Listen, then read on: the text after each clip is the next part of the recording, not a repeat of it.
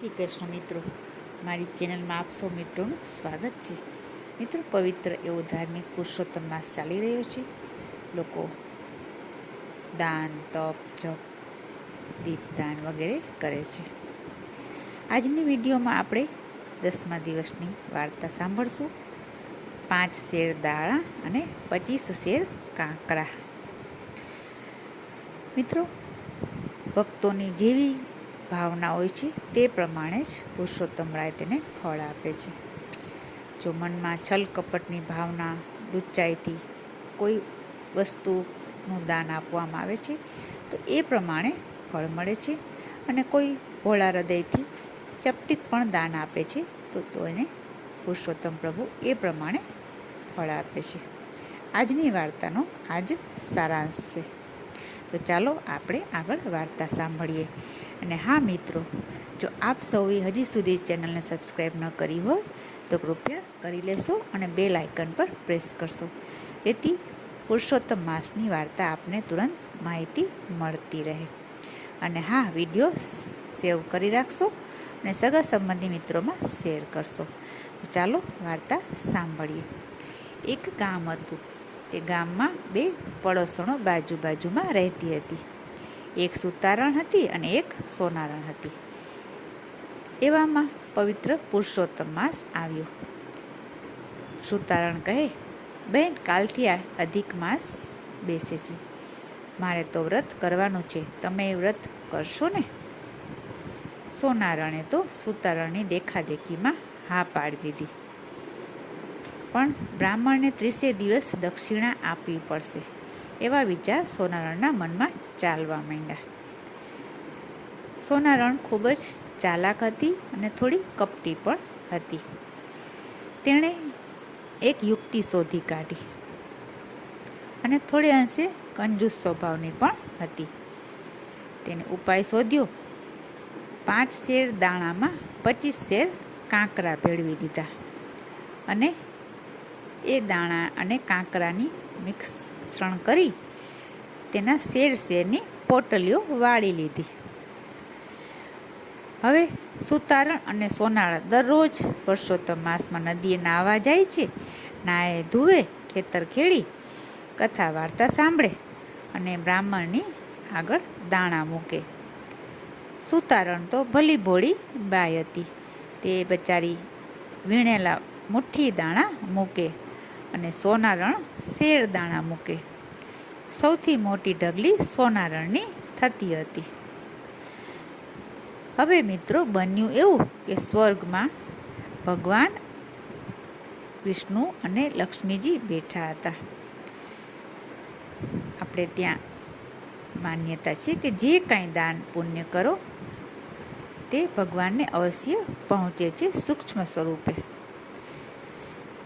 હવે બન્યું એવું કે જે સોનારણ દાણાની ઢગલી મૂકતી હતી તેમાં વધુ તો કાંકરા હતા. તો આ બધું ભગવાન પાસે પહોંચી જતું હતું. લક્ષ્મીજી બોલ્યા, ભગવાન, એક બાઈના દાણા દરરોજ આવે છે. તે દાણામાં કાંકરા ખૂબ હોય છે. હવે પ્રભુ, એ દાણામાંથી હું કાંકરા વીણું કે કાંકરામાંથી દાણા? મને તો એ જ નથી સમજાતું. મારી તો આંખો દુખી ગઈ. ભગવાને કહ્યું, જેવી જેની ભાવના. જે આપે તે આપણે ગ્રહણ તો કરવું જ પડે ને. આમ કહીને ભગવાને લક્ષ્મીજીને આશ્વાસન આપ્યું. દરરોજ સુતારણ મુઠ્ઠી દાણા બ્રાહ્મણ પાસે મૂકતી ગઈ અને સોનારણ શેર દાણા મૂકે. આમ ને આમ એક પુરુષોત્તમ માસ પૂરો થયો. પુરુષોત્તમ માસનો છેલ્લો દિવસ આવ્યો. પુરુષોત્તમ માસના છેલ્લા દિવસે બ્રાહ્મણોને કંઈક વધારે દક્ષિણા આપવી જોઈએ એવો વિચાર કરી સોનારણ તો સુતારણના ઘરે ગઈ. સુતારણ પણ આ જ વિચાર કરતી હતી કે આજે છેલ્લો દિવસ છે તો મારે કંઈક વધુ બ્રાહ્મણોને ભોજન કરાવવું જોઈએ અથવા કંઈક વધુ દાન આપવું જોઈએ. સુતારણ ઓરડામાં ગઈ અને દાણાની કોઠી ઉગાડી તો સુતારણ તો જોઈને નવાઈમાં પામી ગઈ. તેના તો આશ્ચર્યનો કોઈ પાર ન રહ્યો. દાણાની આખી કોઠી મોતીના દાણાથી ભરેલી હતી. પરસોત્તમરાયનું જે સેવા પૂજા કરી હતી તેનું એને ફળ મળ્યું. થોડી વાર થઈ કે સોનારણ આવી. તેણે પૂછ્યું, બહેન, આજે આપણે બ્રાહ્મણ પાસે શું મૂકશું? સુતારણ તો ભલી ભોળી હતી. સુતારણે કહ્યું, બહેન, ભગવાન પુરુષોત્તમરાયની કૃપાથી મારા ઘરમાં તો હવે કાંઈ કમી રહી નથી. હું તો બ્રાહ્મણ મહારાજને રાજી થશે તેટલું આપીશ. તને પણ જરૂર પ્રસન્ન થયા હશે. તું પણ તારા ઘરમાં જઈને જોતી આવ. સુતારણની વાત સાંભળી સોનારણ પણ મનમાં હરખાતી ઘરે ગઈ અને ઓરડો ઉઘાડ્યો.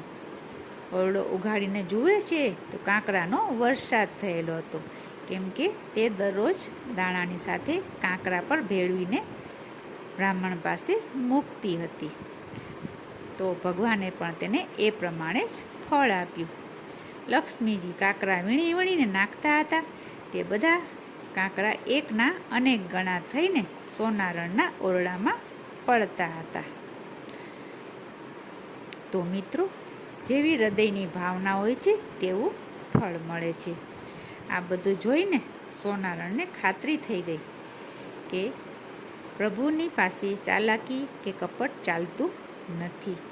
ભોળી સુતારણને દાણાને બદલે મોતી મળ્યા અને ચાલાક સોનારણને કાંકરા મળ્યા. તો જે કાંઈ દાન પુણ્ય કરો તે ખરા હૃદયથી કરવું જોઈએ, અને ભલે ને તે ઓછી માત્રામાં હોય, પણ ખરા હૃદયથી કરેલી સેવા પૂજા કે દાન પ્રભુ અવશ્ય સ્વીકારીને અનેક ગણું કરીને આપે છે. જય પુરુષોત્તમરાય. જેવા સુતારણને ફળ્યા તેવા સૌને ફળજો. આશા રાખું છું આપને વિડીયો સારી લાગી હશે. કોમેન્ટમાં જય પુરુષોત્તમ ભગવાન લખશો અને લાઈક કરશો. ફરી મળીશું બીજા દિવસની વિડીયોમાં. ત્યાં સુધી જય શ્રી કૃષ્ણ.